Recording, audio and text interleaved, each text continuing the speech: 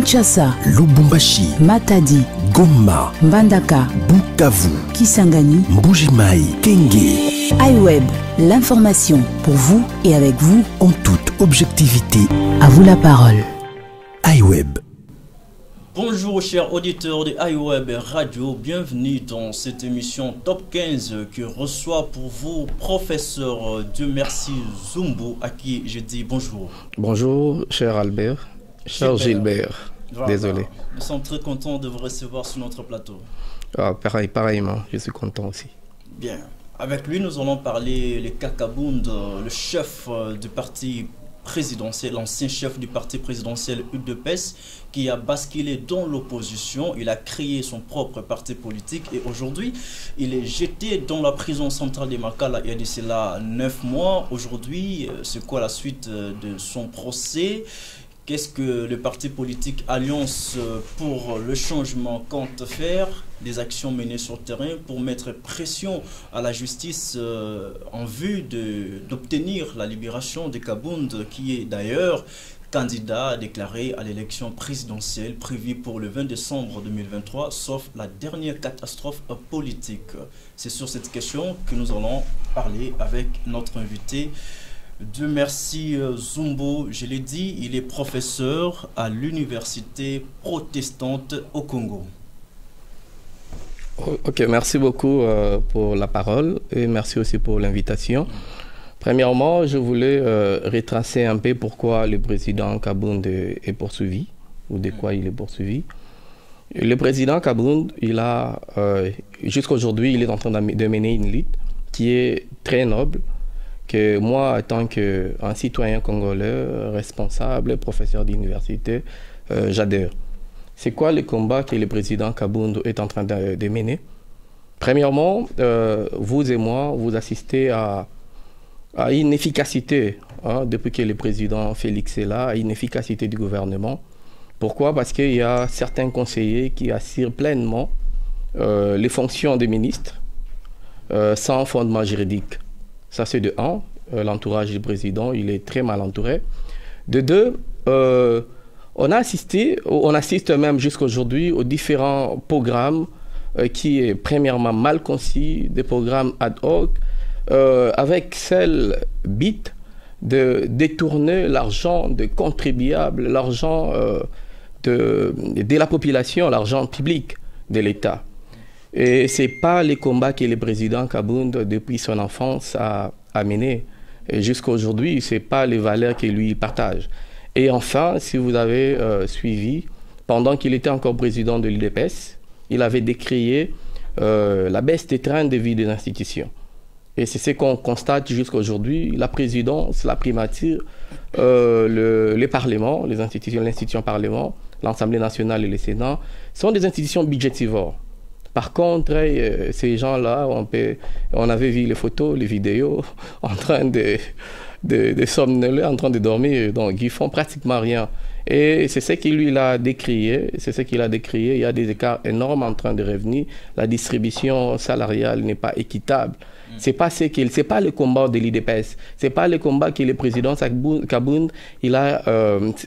au risque même de sa vie, il a sacrifié sa vie, sa jeunesse, il a même été un acteur principal pour le renversement de la majorité présidentielle, de la majorité parlementaire, au risque de sa vie, à l'opposition comme au pouvoir, parce qu'il croyait à cet État équitable, à cet État des droits, à cet État où tous les Congolais, un Congolais moyen aura droit à l'éducation de qualité, au logement de qualité, à une santé de qualité. Malheureusement, c'est le contraire de ce qu'on observe aujourd'hui. C'est un gouvernement de jouisseurs, les gens qui n'ont pas intériorisé la pensée de Etienne Tshisekedi. Vous dites qu'il y a certains conseillers de Tshisekedi qui agissent comme s'ils étaient des ministres.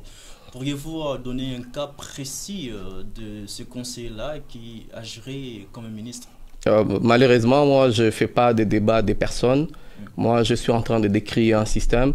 Et vous et moi, nous suivons les informations. Et vous savez, comme moi, combien de conseillers qui sont arrêtés. Et puis après, on ne connaît même pas la suite.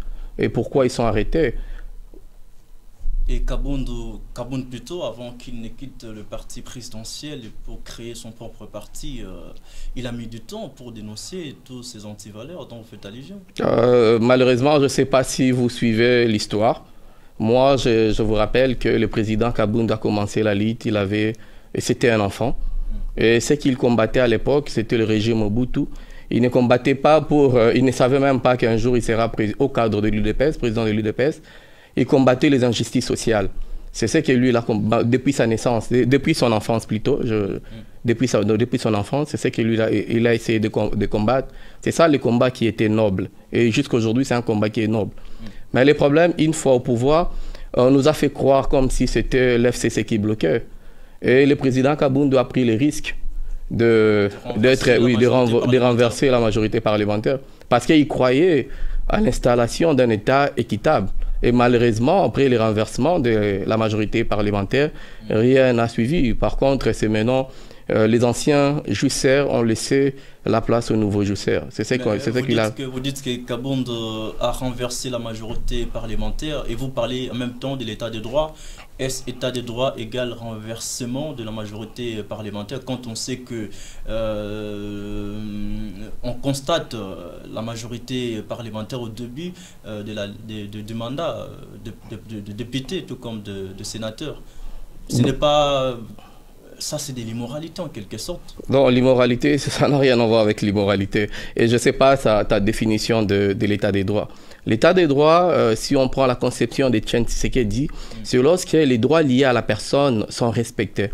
C'est-à-dire, c'est lorsque les droits liés à la justice sont respectés, c'est lorsque les droits liés à une santé des qualités respectées, c'est lorsque les droits liés à une éducation de qualité respectée, c'est lorsque l'ensemble de tous les droits est respecté. C'est à ce moment-là qu'on parle de l'état des droits. Le débauchage fait partie de l'état des droits? Pardon? Les débauchages fait partie de l'état des droits? Mais je sais parce que Kabound a débauché les députés de Kabila. Sans ignorer, on sait comment les élections, ces députés-là, ils étaient cooptés à l'Assemblée nationale. Peu importe les moyens, mais il a débauché ces députés pour Tshisekedi. Non, mais le problème, il faut pas parler de conséquences sans la cause. Vous reconnaissez au moins que Kabound a débauché les députés de Kabila pour Tshisekedi? C'était pour l'intérêt collectif. Et ça, c'était nécessaire. Non, c'est l'état des droits. Bien sûr, pour l'intérêt collectif, c'est nécessaire. Et moi, je vois aucun mal si c'était pour l'intérêt des Congolais, que lui l'aspirait, que lui l'a combattu depuis son enfance. C'était ça, parce qu'il croyait à un État équitable. C'est ça, en fait. C'était même au détriment de sa vie. Parce que le renversement de pouvoir des régimes de Kabila, c'était pas facile. C'était même au risque de perdre sa vie. Vous voyez, c'était pas pour lui, parce qu'il était vice-président de l'Assemblée nationale, il avait le moyen, il pouvait bien se réjouir. Mais c'était pas pour lui, c'était un combat noble pour tous les Congolais, pour les pauvres Congolais qui voyaient dans la rue. C'était ça, en fait. Il aspirait à un État équitable, un État où tout Congolais va vivre dans un État où la justice sociale sera au premier ordre. C'est ça que lui l'aspirait. Selon vous, Tshisekedi, le président Tshisekedi s'est détourné du combat de feu Etienne Tshisekedi? Bien sûr. Si le président Etienne Tshisekedi était en vie, je pense qu'il sera le premier opposant de son fils. Ah bon? Bien sûr. Parce que... Qu'est-ce que vous reprochez au régime actuel? L'incapacité de mettre en place une vision claire. Premièrement, par l'inefficacité du gouvernement. Aujourd'hui, il y a l'inefficacité du gouvernement. Le gouvernement est absent. Et il y a un dédoublement du gouvernement au sein de la présidence. Il y a des conseillers qui assurent pleinement le rôle de ministre sans fondement juridique. Et il y a des projets, comme des projets 100 jours, des projets Chilengelou, et avec un seul but de détourner l'argent de l'État. Vous savez comme moi. Et vous écoutez dans des radios, dans des télés, combien on détourne. Il y a eu des procès dans le procès 100 jours et puis même à la juge Yann, vous connaissez très bien comme moi. Tout à fait. Il a été acquitté, hein? C'est à la justice de déclarer quelqu'un condamné ou acquitté. La justice a fait son travail. Oui, mais malheureusement, le fonds de l'État est détourné. Les fonds de l'État ont été détournés. On a condamné les détourneurs et après ils étaient libérés, acquittés même. C'est à vous maintenant de dire que si cette justice est indépendante. C'est ça l'état de droit. Hein? Pardon? Quand on vous condamne, vous allez interjeter un appel et puis on va vous juger au second degré, on peut vous acquitter. C'est aussi ça, l'état de droit. Non, l'état des droits, c'est ça la définition, aujourd'hui, la définition des amis de Félix, du président Félix plutôt. L'état des droits que Tshisekedi, le père, il prônait, c'était pas ça. L'état des droits que Tshisekedi, le père, prônait, c'était un état où tous les droits liés à la personne sont respectés. C'est-à-dire les droits au logement, les droits à la santé, les droits à l'éducation. Lorsque tous ces droits-là sont respectés, c'est à ce moment-là qu'on parle d'un état de droit. Un état de droit, ce n'est pas lorsque la justice est instrumentalisée comme aujourd'hui. Ce n'est pas l'état des droits. Prenons un exemple. Aujourd'hui, Kabound condamné à 20 ans de prison. J'étais dans la prison de Makala. Une année après, il est acquitté. Vous allez dire que le fait d'acquitter Kabound ne fait pas partie de l'état des droits? Je pense qu'on doit d'abord commencer par la prémisse. Il doit être condamné pour quoi? Supposons. Non, mais on suppose quoi? On suppose lui, il n'a pas détourné. Lui, il a décrié l'injustice sociale. Mais il doit être condamné pour quoi? Parce qu'il a décrié l'injustice sociale. Et de quoi on les reproche au parti présidentiel? On le reproche parce que lui il a condamné l'injustice sociale et puis les gens c'est pas facile en fait, c'est pas facile d'être leader, c'est pas facile de condamner, la lutte n'est pas facile parce que souvent il y a dans l'ensemble de la population au niveau mondial, il y a que 1% de gens qui sont des leaders, il y a que 1% de gens qui agissent avec une liberté d'expression, une justice équitable. Et le président Kabound fait partie. Voilà, le président Kabound fait partie de cette classe. Alors, professeur Dieu merci Zumbo, vous êtes au cadre du parti politique Alliance pour le changement de Kabound. Où en sommes-nous avec les procès Kabound? Il y a déjà 9 mois qu'il est dans la prison de Makala. Malheureusement, c'est ce qu'on dénonce, c'est ce qu'on on avait organisé même une marche le lundi. C'est ce qu'on dénonce parce qu'apparemment la justice est instrumentalisée.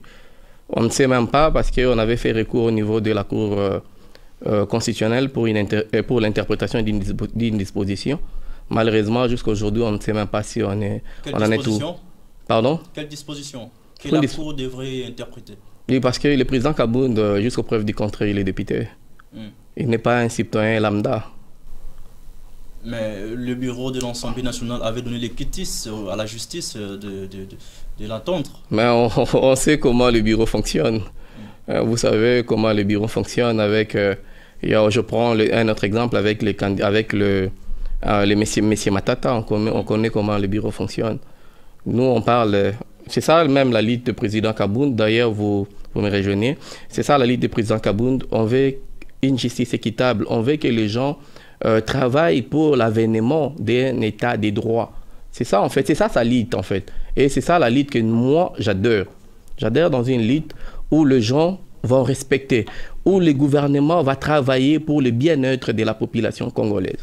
Donc aujourd'hui, Kabound, président de la République, les conditions de vie du peuple congolais seront améliorées? Oui, mais c'est ce qu'il a fait depuis son enfance. C'est la lutte qu'il a menée au risque même de sa vie, de perdre sa vie. Une fois même au pouvoir, il pouvait même se réjouir. Mais jusqu'au pouvoir, il croyait que le renversement, le mal, c'était le FCC. Il croyait que le renversement de la majorité parlementaire, l'IDPS va instaurer pleinement son état des droits. Malheureusement, les résultats, on a observé des résultats contraires. On a eu de nouveaux jouisseurs. C'est ce que lui, il a décrié. Vous avez suivi lorsqu'il a fait, après le dépôt de la loi des finances, lorsqu'on examinait la loi des finances, il a pris le courage pour dénoncer la baisse des trains de vie des institutions. Ce n'était pas facile pour lui. Apparemment, Kabound, il sera le meilleur président de la République. J'ai l'impression que vous parlez trop de bon côté de Kabound. Si aujourd'hui je vous pose la question de savoir les plus grands défauts de Kabound, ça sera lesquels? Oh, mais c'est une personne, certainement, il a... Sur le plan politique. Bon, peut-être son courage. C'est le plus grand défaut. C'est vraiment quelqu'un qui est courageux et il croit... La témérité alors? Non, non. D'ailleurs, c'est ça que moi, je pense, pour moi, c'est peut-être la plus meilleure des qualités. C'est quelqu'un qui croit à un Congo équitable. Non, vous parlez des défauts, mais des qualités. Oui, mais peut-être c'est un défaut pour vous. Mais pour moi, c'est une qualité. Et c'est quoi son plus grand défaut? C'est une personne... Bon, politiquement, il a... Bon, politiquement, moi, je vois qu'il n'a pas de défaut, mais peut-être du point de vue humain, là, peut-être, je ne sais pas, là, il faut demander à ses enfants ou sa femme. Politiquement, il est parfait.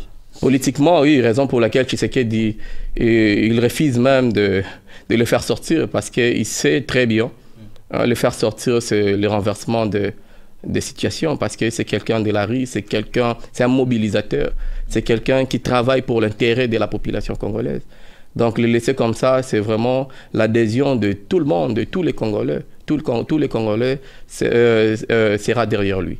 La marche que vous avez organisée la semaine passée a été étouffée par la justice. C'était une forme de pression que vous comptez mettre à la justice pour la libération de Kabound. Aujourd'hui, quelles sont les prochaines activités prévues au sein du parti pour mettre la pression à la justice et obtenir la libération de Kabound? On dit lorsque la justice devient une règle, la résistance, c'est un droit. Donc c'est ce qu'on a remarqué ici. Maintenant, c'est un régime des injustes. D'où maintenant, nous, on va résister face à cette injustice. Donc la rue, concrètement, en organisant des marches, on va pas se fatiguer. On va organiser des marches jusqu'à ce qu'on va nous attendre. Ok. Ah, alors c'est quoi les plans B? Prenons, c'est une hypothèse, hein, une hypothèse. Prenons les cas où Kabound est condamné aujourd'hui à quelques années de prison. Est-ce le seul candidat du parti politique Alliance pour le changement, ou bien à part Kabound, vous pouvez avoir un autre candidat pour vous représenter le parti politique? Mais le problème, pourquoi il doit être condamné? C'est ça le départ en fait. Moi, je ne peux pas réfléchir sur base d'une mauvaise prémisse en fait. Pourquoi il doit être condamné? Parce qu'il a dénoncé les mal. Mais vous avez dit ici que Tshisekedi d'installer la dictature, l'état des droits se meurt. Si tel est le cas, Kabound sera condamné ou pourrait être condamné. Au cas où il sera condamné, vous comptez faire quoi? Vous avez un plan B? Mais le plan B, c'est ça, c'est la résistance. C'est ça le plan B, oui. On va résister face à l'élection présidentielle. Est-ce que vous allez prendre quelqu'un d'autre pour vous représenter à l'élection présidentielle? Ouais, moi, je ne suis pas même dans cette logique. Mais je pense qu'il n'a rien fait, il a dénoncé ce qui est réel. Et c'est une lutte noble. Et lorsque le président Tshisekedi, il essaye de mettre en place un régime d'injustice, nous, on va lutter, on va résister à cette démarche. Oui, on va résister. Mais on ne vous sent pas, hein. Parlons de l'opposition de manière générale, non seulement Alliance pour le changement. Je prends les autres partis politiques de l'opposition. Aujourd'hui, on a l'impression que sous Félix Tshisekedi, l'opposition politique est devenue trop faible. Les gros ou les grands opposants sont plus sur Twitter, en train de tweeter. Sur le terrain, il n'y a pas vraiment d'activité, de marches pacifiques, des villes mortes, comme ça a été le cas quand Kabound était encore chef du parti. UDPS, on a l'impression que Tshisekedi vous a affaibli. Non, je ne sais pas si vous voulez nous sentir ici au plateau. Mais d'ailleurs, à la prochaine manifestation, je vais vous inviter. Il fallait être là le lundi pour voir la capacité de la mobilisation. Mais le problème, on est en face de nous une milice de l'UDPS, vous connaissez très bien, c'est la force Tipogré avec des Koulouna, tout ça. C'est une milice? Bon, c'est vraiment ça, c'est au-delà même d'une milice. Malheureusement, bon, ils coopèrent avec les policiers, malheureusement, c'est ce qu'on décrit. Mais bon, on va résister jusqu'à la fin, parce que ce qu'on fait, c'est pas vraiment quelque chose. D'ailleurs, moi, j'aime pas parler de personnes parce qu'on dit les grands esprits ne parlent pas de personnes. Moi, j'aime parler des idées, en fait. Mais qu'est-ce qu'on remarque? C'est qu'on remarque que c'est une injustice qui, maintenant, c'est la règle, le monde des vies. Mais nous, on va résister. On va résister avec plusieurs stratégies. Je peux pas étaler à la radio. Mais on va résister et puis on sait que... Vous étaler quelques-unes, hein? Oui, bon, c'est que... Oui, mais d'autres, je ne peux pas étaler à la radio. Mais je sais que cette lutte, ce n'est pas la lutte de Kabound, c'est la lutte de tous les Congolais qui souffrent, les Congolais démunis, les Congolais qui souffrent de l'injustice avec ces régimes. En fait, c'est ça le combat de Kabound. C'est ça le combat qu'on adhère. Et moi, je pense que ce combat est noble et j'invite tous les Congolais à s'associer à nous pour lutter jusqu'à ce qu'un État équitable sera officiellement et normalement installé ou pleinement installé. Voilà, parlons de la résidence surveillée assignée à Kabound. Il est toujours résident de la prison de Makala jusqu'à aujourd'hui. Où en sommes-nous avec la résidence surveillée assignée à Kabound? Qu'est-ce qui bloque en fait? Mais c'est ça, déjà vous voyez que vous, à un certain moment, vous êtes même en train de nous rejoindre. Pourquoi? Parce que... Exactement, c'est ça que je dis. Parce que vous-même, vous relevez des choses qui montrent clairement que la justice est instrumentalisée. Il y a une ordonnance signée par un décret, une décision plutôt de la Haute Cour, mais jusqu'à là, la décision souffre d'applicabilité. Donc, parce que la justice est instrumentalisée, c'est pas ça l'état des droits. Donc, si réellement on était dans un pays où les droits des gens sont respectés, à ce moment, le président Kaboun, sa place n'est pas là. Donc, c'est la raison pour laquelle, donc, c'est ce qui nécessite même, c'est ce qui donne encore raison, renforce notre résistance. Je pose cette question sciemment juste parce que Kaboun devrait être mis en résidence surveillée, mais la justice l'accuse de préparer ou de former une milice dans sa maison. Il est instigateur d'une milice. Il serait, pour ne pas confirmer, instigateur d'une milice selon la justice. Voilà la raison pour laquelle on ne veut pas que Kaboun soit mis en résidence surveillée. Est-ce vrai? Déjà, c'est faux. C'est faux. C'est faux. Le président Kaboun, c'est un démocrate. Le président Kaboun, c'est quelqu'un de valeur. C'est faux. Donc, il ne met pas en place une milice. C'est faux. Moi, je ne fais pas partie de... je suis professeur d'université. Donc, c'est faux. Ça, ce sont des accusations politiques. Ce sont des accusations politiques. Non, mais non, c'est la justice qui l'accuse de... Mais oui, mais on sait que notre... Oui, mais on sait que la justice... Mais on sait que la justice est instrumentalisée. Et la justice est instrumentalisée par les politiciens. Pourtant, nous sommes dans un État démocratique à la séparation des pouvoirs. Bon, c'est ce donc, selon vous, l'exécutif est en train de se mixer dans la justice? Mais évidemment, c'est ce qu'on observe. Ah bon? Mais c'est ce qu'on observe. Donc la condamnation de Kaboun est déjà calée quelque part? Non, mais je pense qu'on va... Comme la justice est instrumentalisée, donc il sera condamné. Non, on ne va pas arriver là parce que la résistance sera devant cette justice instrumentalisée. Vous croyez quand même à cette justice instrumentalisée? Mais non, c'est ce qu'on observe. C'est pas une croyance. C'est ce qu'on observe. Non, vous croyez que cette justice instrumentalisée va acquitter ou libérer Kaboun? Je ne pense pas que cette justice va faire face à la population. Non, ma question est celle de savoir si vous, membre du parti politique Alliance pour le changement, vous croyez que cette justice, selon vous, qui est instrumentalisée, va libérer Kaboun? C'est ce que je dis en fait. Je dis en face de cette justice instrumentalisée, il y aura une résistance. Il y a déjà une résistance de la population et la population va résister. Donc le dernier mot de la justice sera l'acquittement du président Kaboun parce qu'il est innocent, il dénonce quelque chose qui est noble. Donc si la justice est instrumentalisée selon vous, donc le dernier mot de la justice ne sera pas l'acquittement, ce sera plutôt la condamnation. Non, mais on ne va pas condamner quelqu'un sur base des néants. Donc la justice n'est pas instrumentalisée. Pardon? Donc la justice n'est pas instrumentalisée. Non, la justice. Aujourd'hui, on parle en fonction des faits, en fait. Aujourd'hui, sa place n'est pas à Makala. Mais il fait quoi là-bas? Donc s'il est là, c'est que la justice est instrumentalisée. Donc moi, je parle des faits d'aujourd'hui, en fait. Aujourd'hui, c'est les 5, je pense. Donc oui, c'est ça. Oui, les 5 aujourd'hui, je parle en fonction des faits d'aujourd'hui. Mais je pense que cette justice instrumentalisée ne va pas résister face à la population qui... Donc, de plus en plus, la population sera mobilisée et la justice instrumentalisée va faire face à une résistance énorme et la justice va se plier. La justice va se plier, ça vient de vous, professeur Dieu merci Zumbu. C'est quoi votre mot de la fin par rapport à cette émission? Vous avez un message particulier à lancer aux militants de Alliance pour le changement, aux cadres et éventuellement à votre président Kaboun? Non, bon, moi j'ai un message à passer à la population congolaise, c'est pas aux militants. La population congolaise, le combat que nous sommes en train de mener, ça vous concerne. Ça me concerne moi, ma famille, mes enfants, ma femme, et tout le monde en fait, ça nous concerne. Parce que c'est le combat d'un État équitable, d'un État de droit.